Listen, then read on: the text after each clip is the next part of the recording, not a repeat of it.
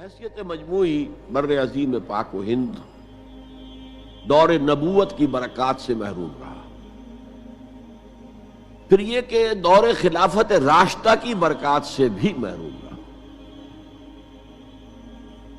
یہاں اسلام کسی قابل ذکر حیثیت میں آیا ہے دور بنی امیہ میں، وہ بھی کسی دعوت و تبلیغ کے مثبت مقصد کے لیے نہیں، بلکہ ایک انتقام اور بدلے کے لیے کہ کچھ مسلمان تاجروں کا ایک بحری قافلہ جو سرندیپ سے لنکا سے جا رہا تھا عرب کی طرف، اسے یہاں کراچی کے قریب، اسے یہاں کے سندھی ڈاکوؤں نے لوٹ لیا۔ اس پر مطالبہ آیا اسلامی مسلمان حکومت کی طرف سے، وہ ملوکیت تھی، اب وہ اسلامی حکومت اس معنی میں نہیں رہی تھی جس معنی میں کہ خلافت راشدہ اسلامی حکومت تھی کہ جو قیدی ہیں تمہارے پاس رہا کرو اور کمپنسیٹ کرو جو بھی نقصان یہاں ان مسلمان تاجروں کا ہوا ہے۔ جب اس کے جواب میں بالکل منفی رد عمل موصول ہوا تو پھر چڑھائی کا فیصلہ کیا گیا، گویا کہ یہ ایک سزا دینے کی ایک مہم تھی۔ بہرحال اس وقت جو اسلام یہاں آیا تھا اس کے کریکٹرز اس اسلام سے کچھ مختلف تھے جو بعد میں یہاں آیا۔ وہ اسلام جو محمد ابن قاسم کی سرکردگی میں سندھ میں آیا اور سندھ سے آگے بڑھ کر ملتان بلکہ موجودہ پاکستان کے تقریباً پورے نصف علاقے تک پہنچ گیا تھا، فٹ ہلز آف کشمیر تک، تو یہ اسلام خالص عربی اسلام تھا۔ ملوکیت تو آ گئی تھی لیکن بدویت اور عربیت جو ہے اس کی چھاپ اس پر ابھی گہری تھی، اور اس اسلام میں نہ ابھی فرقے تھے، نہ مسلک تھے، نہ حنفی، نہ مالکی، نہ شافعی، نہ حنبلی، نہ عقائد کے بارے میں بحثیں شروع ہوئی تھیں، علم کلام کی بحثیں ہوئی تھیں، نہ ابھی یونانی فلسفے اور منطق کا حملہ ہوا تھا، ابھی کچھ نہیں تھا، سادہ اسلام۔ اسلام اپنی اصل سادگی پر برقرار تھا، چنانچہ اس کی قوت تسخیر بڑی زبردست ثابت ہوئی، اور خاص طور پر محمد ابن قاسم جو نوجوان 17-18 برس کا نوجوان اور نہایت نیک اور پاک باز، سندھ کے ہندوؤں نے جو اپنی ایک روایت ہے کہ اس طرح کا آدمی تو کوئی اوتار ہی ہو سکتا ہے، فارسی میں بھی کہا جاتا ہے کہ در جوانی توبہ کردن شیوہ پیغمبری است، جوانی کے اس عمر میں بھی کوئی شخص پاک زندگی گزار رہا ہو تو یہ تو پیغمبروں کا طریقہ ہے، اور ہندوستان میں تصور پیغمبروں کا نہیں تھا، اوتاروں کا تھا، تو اسے بھی ایک اوتار سمجھ کر اس کی مورتیاں تراش کر مندروں میں رکھ لی گئیں اور ان کو پوجا جانے لگا۔ یہی چیز اس کے لیے خطرے کا سبب بن گئی، کیونکہ اب بیک ہوم اسلام کا جو اصل گھر تھا عرب، اس میں ملوکیت آ چکی تھی، اور ملوکیت کبھی اسے برداشت نہیں کر سکتی کہ کوئی اور شخص اتنا پاپولر ہو جائے کہ اسے چیلنج کر سکے، لہذا محمد بن قاسم کو بلایا گیا اور شہید کر دیا گیا۔ اب اس کے بعد ظاہر بات ہے کہ وہ اسلام ریسیڈ کرنا شروع ہوا، واپس آنا شروع ہوا، اس کے کچھ اثرات اس علاقے میں رہ گئے، لیکن اسلام کی واپسی ہو گئی۔ یہ اسلام کا پہلا ورود تھا بر عظیم کی سرزمین پر۔ اس کے بعد اسلام آیا ہے 300 برس بعد، اور اب یہ آیا ہے شمال مغربی سرحدی صوبے میں جو دریں ہیں، کوہ سلیمان میں، کوہ ہندو کش اور کوہ سلیمان میں، درہ خیبر ہے، درہ ٹوچی ہے، درہ گومل ہے، درہ بولان ہے، یہاں سے آنا شروع۔ اس اسلام کی خصوصیات کچھ اور تھی۔ ان 300 سالوں میں فقہی مسالک بھی پیدا ہو چکے تھے، حنفی، مالکی، شافعی، حنبلی، ان کے درمیان اختلافات بھی تھے، بحثیں بھی تھیں، مناظرے بھی تھے۔ دوسرے ایک خاص جو ہے تصوف کا فن جو ہے وہ بہت ترقی کر چکا تھا، اور اس میں اکثر و بیشتر وحدت الوجود کا تصور اس کی بنیاد میں موجود تھا۔ تیسری بات یہ نوٹ کیجئے کہ یہاں جو لوگ آئے وہ سب حنفی تھے، اور یہ ترک قبائل ہی تھے در حقیقت، اور ترکوں میں سے بھی غلام لوگ تھے، اسی لیے پہلا خاندان مسلمانوں کا یہاں خاندان غلامان کہلاتا ہے۔ ترک غلام تھے یہ، جو اپنی ذاتی صلاحیت اور اپنی استعداد کی بنا پر ترقی کرتے کرتے بادشاہت کے مقام تک پہنچے۔ عالم اسلام میں اس وقت دو عظیم جگہوں پر غلاموں کی حکومت تھی، اور اس سے اندازہ ہو سکتا ہے کہ اسلام میں غلاموں کا فیوچر کتنا روشن ہے۔ ممالک، مملوک، یہ مصر میں حکمران تھے، وہ بھی غلام تھے۔ خاندان غلامہ، قطب الدین ایبک، شمس الدین التتمش، یہ سب کون تھے؟ غلام تھے۔ بہرحال اب جو اسلام آیا اس میں قیادت کی ایک تثلیث پیدا ہو چکی تھی، توحیدی شان نہیں رہی تھی۔ خلافت راشدہ میں قیادت توحیدی تھی، خلیفہ وقت ہی حاکم بھی تھے، خلیفہ وقت ہی مجتہد بھی تھے، عالم بھی تھے، اور وہی سب سے بڑے اللہ والے بھی تھے۔ لیکن اس کے بعد جو اسلام میں قیادت جو ہے مسلمانوں کی تین شاخوں میں بٹ گئی۔ سیاسی قیادت وہ تو قبائلی عصبیت کی بنیاد پر قائم ہو رہی ہے، تو سیاست تو ہو گئی طاقت کے بل پر، جس کی لاٹھی اس کی بھینس۔ اس کے بعد جو اس دینی قیادت تھی وہ دو حصوں میں منقسم ہو گئی، علمی قیادت علماء، مفسرین، فقہاء، محدثین، اور ایک ہو گئی صوفیاء کی قیادت۔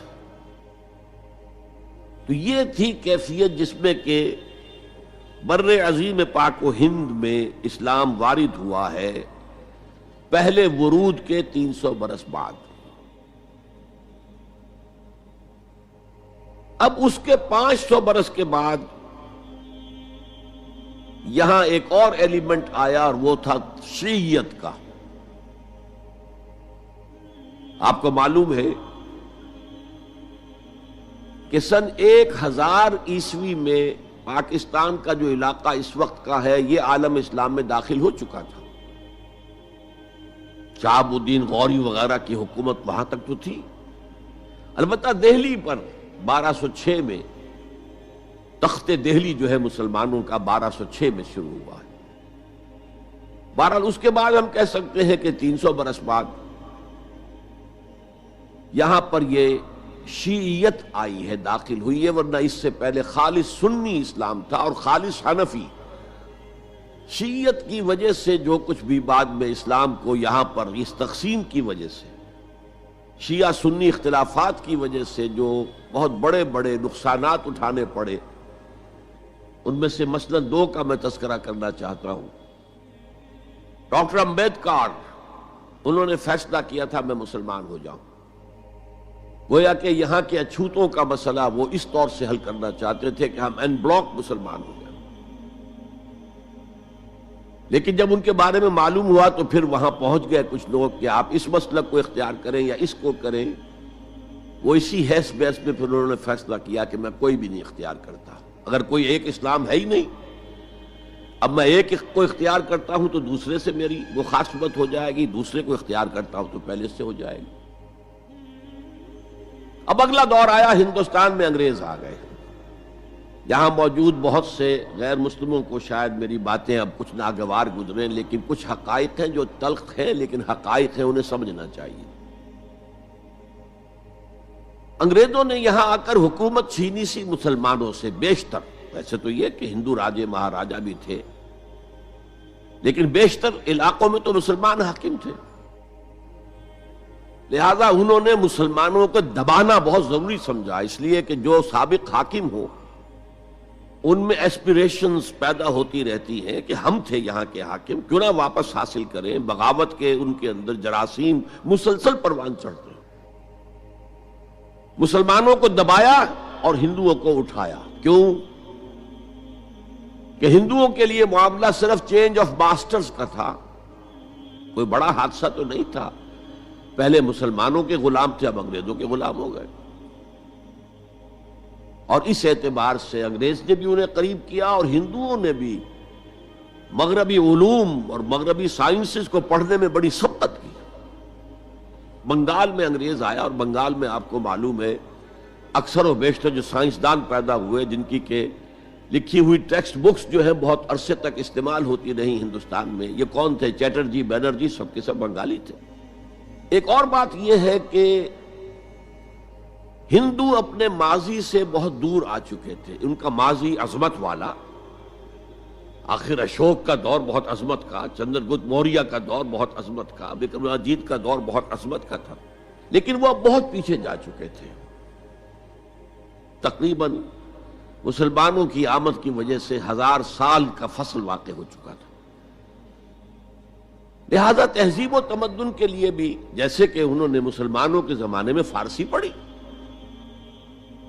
فارسی پڑھتے تھے، کوڈ لینگویج فارسی ہے، جیسے کہ پھر بعد میں مسلمان اور ہندو اور سب نے انگریزی پڑھی۔ ملازمتیں ملیں گے تو انگریزی پڑھنے والوں کو ملیں گی، راستہ کیریئرز کا کھلے گا تو انگریزی پڑھنے والوں کا کھلے گا۔ اسی لیے کہاوت تھی ہندوستان میں، پڑھے فارسی اور بیچے تیل، دیکھو رے قسمت کے کھیل۔ اب فارسی پڑھ کے تو اسے کہیں حکومت کے اندر اہلکار ہونا چاہیے، اس کی حیثیت کچھ اور ہونا چاہیے، فارسی پڑھ کے اور تیل بیچنا۔ جبکہ مسلمانوں کا معاملہ یہ تھا کہ ان کی تو ابھی تہذیب اور تمدن، ان کی روایات ابھی تازہ تھی، لہذا جو غیر مسلم تھے یہاں کے، انہوں نے انگریزی علوم، انگریزی سائنس، انگریزی تہذیب، اس کو کھلے دل کے ساتھ خوش آمدید کہا، اور مسلمانوں میں ایک زبردست ڈویژن ہو گیا۔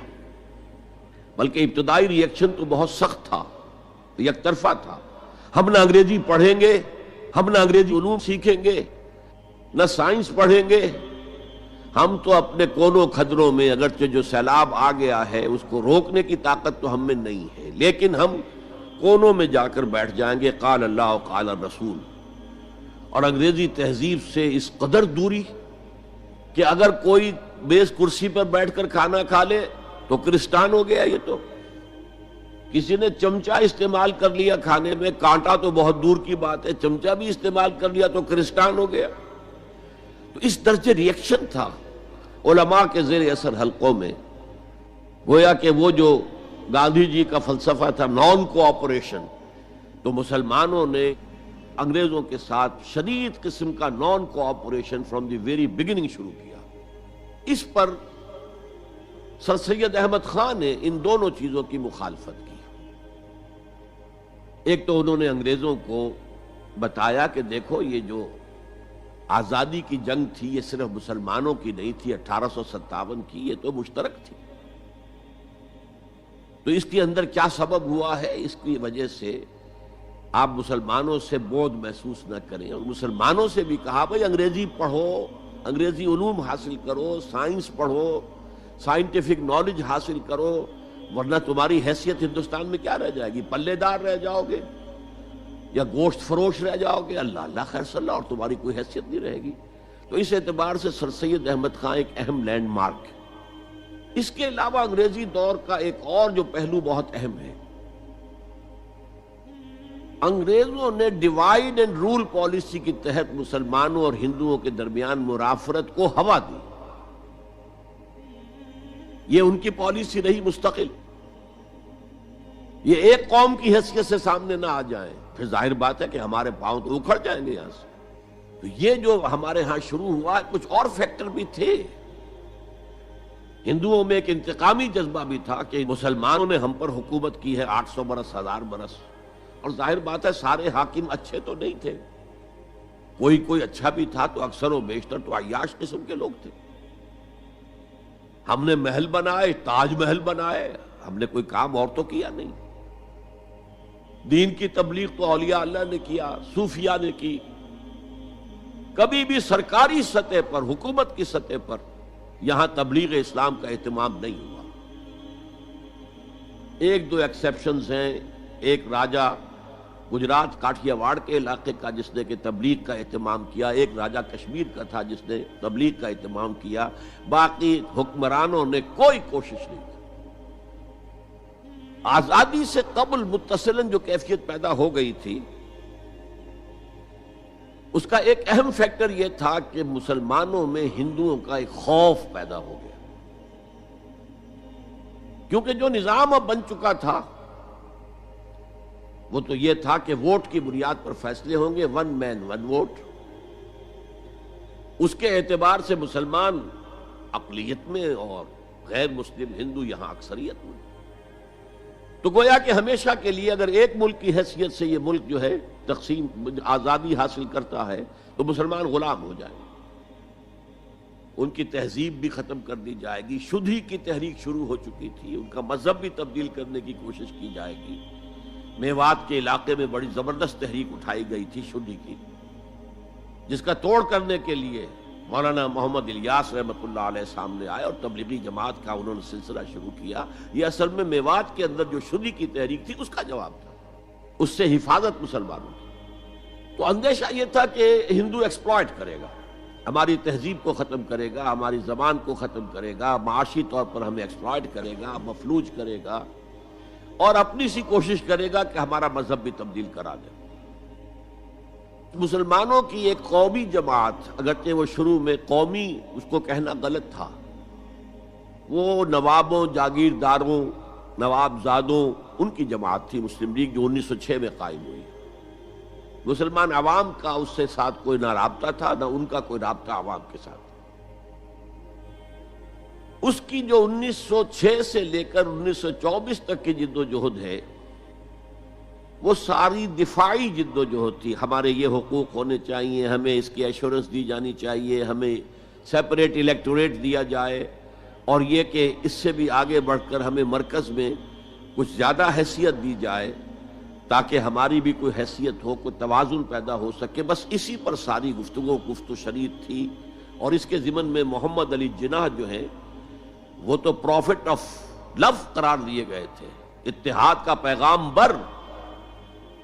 وہ 1906 میں تھے، انڈیا میں موجود، مسلم لیگ میں شامل نہیں ہوئے تھے، کانگریس کے رکن تھے۔ اس کے بعد 1913 میں جا کر مسلم لیگ میں شامل ہوئے ہیں مولانا محمد علی جوہر کے کہنے پر، پھر بھی کانگریس کے رکن بھی رہے، مسلم لیگ کے رکن بھی رہے، اور انہوں نے حتی الامکان کوشش کی کہ کوئی فارمولہ ایسا بن جائے جس پہ کہ اتحاد ہو جائے اور ضمانت مل جائے کہ مسلمانوں کے ساتھ کوئی اس قسم کا سلوک نہیں کیا جائے گا کہ وہ بالکل یوں سمجھیے کہ ایک نیچے لگ کر رہ جائیں اور ان کی کوئی حیثیت نہ رہے۔ لیکن وہ ناکام ہوئے، شدت کے ساتھ ناکام ہوئے، اور پھر اس درجے مایوس ہوئے کہ ہندوستان چھوڑ کر جا کر انگلستان میں بس گئے، اور وہاں انہوں نے اپنی لیگل پریکٹس شروع کر دی۔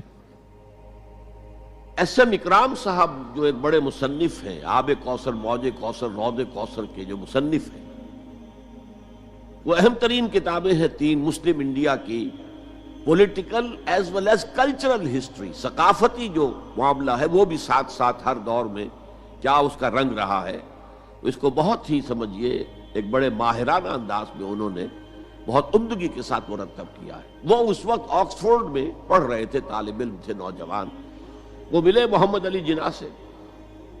اس وقت تک ابھی وہ قائد اعظم کا تو خطاب انہیں نہیں ملا تھا، محمد علی جناح، اور ان سے کہا آپ ہندوستان چھوڑ کے کیوں آ گئے؟ ہندوستان کے مسلمانوں کو تو آپ کی ضرورت ہے۔ تو انہوں نے سخت الفاظ کہے تھے کہ ہندو ناقابل اصلاح ہے۔ یہ اس وقت کی ہندو قیادت پر ان کا تبصرہ تھا، اور مسلمانوں کا حال یہ ہے کہ ان کا کوئی لیڈر مجھ سے صبح جو بات کرتا ہے شام تک ڈپٹی کمشنر یا کمشنر یا گورنر تک پہنچا دیتا ہے، تو ایسی قوم کی قیادت میں کیسے کروں؟ لیکن اصل میں ایک ٹرننگ فیکٹر آیا ہے، turning point in the history of Muslim league movement, and that was 1930۔ اس میں جو الہ آباد میں مسلم لیگ کا سیشن ہوا تھا، اس میں خطبہ صدارت دیا تھا علامہ اقبال نے۔ علامہ اقبال اس سے پہلے ہندوستان میں ایک سور پھونک چکے تھے کہ اب اسلام کی نشأت ثانیہ کا دور آنے والا ہے، اسلام جو ہے دوبارہ دنیا کے اندر برسر عروج آئے گا۔ ایک امید افزا صورتحال علامہ اقبال نے اپنی ملی شاعری سے پیدا کر دی تھی۔ کتاب ملت بیضا کی پھر شیرازہ بندی ہے، یہ شاخ ہاشمی کرنے کو ہے پھر برگ و بر پیدا، سبق پھر پڑھ صداقت کا، شجاعت کا، عدالت کا، لیا جائے گا تجھ سے کام دنیا کی امامت کا۔ نوا پیرا ہو اے بلبل کہ ہو تیرے ترنم سے کبوتر کے تنے نازک میں شاہی کا جگر پیدا۔ اور ویسٹرن سویلائزیشن کو انہوں نے چیلنج کیا تھا، دیار مغرب کے رہنے والوں خدا کی بستی دکان نہیں ہے، کھرا جسے تم سمجھ رہے ہو وہ اب ذرے کم عیار ہوگا، تمہاری تہذیب اپنے خنجر سے آپ ہی خودکشی کرے گی، جو شاخ نازک پہ آشیانہ بنے گا ناپائیدار ہوگا۔ کہ یہاں فرسٹ ورلڈ وار کے بعد جو عالم اسلام کی کیفیت ہوئی تھی اس پر کس قدر یاس انگیز نا امیدی سے بھرا ہوا مرثیہ مولانا حالی نے لکھا تھا۔ قوم کی زبان اس وقت وہ تھے، قومی شاعر۔ قومی شاعر جو ہے قوم کی زبان ہوتا ہے۔ بستی کا کوئی حد سے گزر نہ دیکھے، اسلام کا گر کر نہ ابھر نہ دیکھے، مانے نہ کبھی مد ہے ہر جزر کے بعد دریا کا ہمارے جو اتر نہ دیکھے۔ اور آخر میں جو مناجات بحضور سرور کونین صلی اللہ علیہ وسلم، اے خاصہ اے خاصان رسول وقت دعا ہے، امت پہ تیری آ کے عجب وقت پڑا ہے، وہ دین جو بڑی شان سے نکلا تھا وطن سے پردیس میں وہ آج غریب الغربا ہے۔ اسی قسم کے مرثیے علامہ شبلی نے کہے، مولانا حمید الدین فراہی نے کہے، لیکن اقبال پہلا شاعر ہے جس نے کچھ مرثیے بھی کہے ہیں۔ جب انگلینڈ جاتے ہوئے وہ گزر رہے تھے سسلی، جزیرہ سسلی کے پاس سے جہاز گزر رہا تھا تو دل میں ہوک اٹھی ہے، کبھی یہ مسلمان جہاز رانوں کا مرکز ہوتا تھا، بیس ہوتا تھا، رولے اب دل کھول کر اے دیدہ خونابہ بار، وہ نظر آتا ہے تہذیب حجازی کا مزار، تھا یہاں ہنگامہ ان صحرا نشینوں کا کبھی، بحر بازی گاہ تھا جن کے سفینوں کا کبھی۔ کہا ہے مرثیہ بھی کہا، اقبال کے ہاں مرثیہ ہے، لیکن ساتھ ہی ایک امید افزا پیغام کہ اب دوبارہ نکل کے صحرا سے جس نے روما کی سلطنت کو الٹ دیا تھا، سنا ہے یہ قدسیوں سے میں نے وہ شیر پھر ہوشیار ہوگا۔ یہ جو عوامی ایک فضا ان کی شاعری سے پیدا ہو چکی تھی، ملی شاعری سے، انہوں نے 1930 میں آ کر مسلم لیگ کی موومنٹ میں اس کا انجیکشن لگا دیا۔ اسی طرح چلتی ہوئی ایک تحریک تھی 1906 سے آئی تھی، 24 برس ہو چکے تھے 1930 تک، اب اس میں ایک انجیکشن لگا دیا گیا، احیاء اسلام۔ اس خطبے میں علامہ نے ایک طرف مسلم قومیت کو بہت مستحکم کیا دلائل کے ساتھ، عمرانی دلائل، پولیٹیکل سائنس کے جو مستحکم اصول ہیں ان کی بنیاد پر کہ مسلمان ایک علیحدہ قوم ہے۔ اور نمبر 2 انہوں نے کہا، اور یہ ایک پروفیسی تھی، ایک طرح کی مستقبل کے بارے میں ایک پیشن گوئی تھی، تجویز نہیں تھی۔ پارٹیشن آف انڈیا کی تجویز تو بہت بعد میں آئی ہے، 1940 میں، یہ 1930 کی بات میں کر رہا ہوں۔ تو انہوں نے کہا تھا مجھے یقین ہے کہ یہ ڈیسٹنی ہے، تقدیر مبرم ہے کہ ہندوستان کے شمال مغرب میں، شمال مشرق کا انہیں اس وقت احساس نہیں ہوا تھا، ایسٹ پاکستان کا جو اب بنگلہ دیش ہے ادھر ان کی نگاہ نہیں گئی تھی، ہندوستان کے شمال مغرب کے اندر ایک آزاد مسلمان ریاست قائم ہوگی، اور اگر ایسا ہو گیا تو ہمیں موقع مل جائے گا کہ دور ملوکیت میں، جس کے لیے لفظ بڑا ثقیل استعمال کیا انہوں نے، عرب امپیریلزم، یہ بنو امیہ بنو عباس یہ عرب امپیریلسٹ تھے، یہ عرب قوم کا امپیریلزم تھا، ان کی حکومت اسلام کی عکاسی کرنے والی نہیں تھی، اسلام کی عکاسی کرنے والی تو خلافت راشدہ تھی، ابو بکر تھے، عمر تھے، عثمان تھے، علی تھے رضی اللہ تعالی عنہ۔ تو دور ملوکیت میں یا دور عرب امپیریلزم میں جو داغ دھبے آ گئے ہیں اسلام کے چہرے پر، انہیں صاف کر کے اور صحیح اسلام کی ایک شکل دنیا کو دکھائیں، یہ انجیکشن ہے پازیٹیو مقصد کا۔ اس وقت تک، اس سے پہلے تک تحریک صرف ایک منفی جذبے پر چل رہی تھی، ہندو کا خوف، ہندو اکثریت کا خوف، ایکسپلائٹیشن کا اندیشہ، لیکن اب اسے ایک مثبت بنیاد مل گئی۔ 1932 میں قائد اعظم گئے انگلستان، لندن، گول میز کانفرنس میں، جناح صاحب اس میں شریک نہیں تھے، اس لیے کہ وہ تو ویسے ہی سیاست کا میدان چھوڑ چکے تھے۔ اس موقع پر پھر علامہ اقبال نے ملاقاتیں کی ہیں جناح صاحب سے، اور وہی انجیکشن ان کو بھی لگایا اور انہیں پھر آمادہ کیا کہ آئیں واپس ہندوستان، اور اس انجیکشن کے حوالے سے مسلمانوں نے ہند کو منظم کرے اور جمع کرے۔ تو یہ پھر تحریک پاکستان جو ہے، چونکہ مسلمانوں کے جذبات کے ساتھ اس کی ہم آہنگی، معجزہ ہو گیا کہ مسلم مائنورٹی کے پروونسز نے کس طریقے سے یکجا اور یکسو ہو کر اس موومنٹ کو سپورٹ کیا، حالانکہ انہیں معلوم ہے کہ کسی بھی حساب سے ان کے تو پاکستان میں شامل ہونے کا کوئی امکان تھا ہی نہیں، بلکہ تحریک مسلم لیگ اصل میں مائنورٹی پروونسز کی تحریک تھی۔ جو صوبے بعد میں پاکستان میں شامل ہوئے ہیں ان میں سرحد میں تو کانگریس کی حکومت تھی ٹل دی لاسٹ ڈیٹ، پنجاب میں یونینسٹ حکومت تھی ٹل دی لاسٹ ڈیٹ، صرف ایک سندھ تھا مغربی پاکستان میں کہ جو وہاں مسلم لیگ کی حکومت تھی۔ ہاں، بنگال میں مسلم لیگ کی حکومت تھی، اور بنگال ہی مولد ہے جہاں ولادت ہوئی ہے 1906 میں مسلم لیگ کی، اور طویل ترین عرصے تک مسلم لیگ کی حکومت وہاں رہی۔ اب بھی وہاں پر تحریکیں چلتی رہتی ہیں اینٹی پاکستان، 2 مرتبہ پاکستان نے ایئر فورس بھی استعمال کی ہے وہاں پر، یہ سب کچھ آپ کو معلوم ہے۔ بہرحال اس کے نتیجے میں ملک تقسیم ہو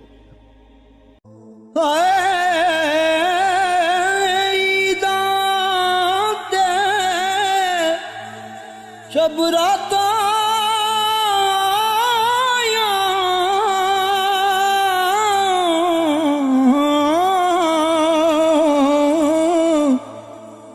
سب لوگ گران آئے،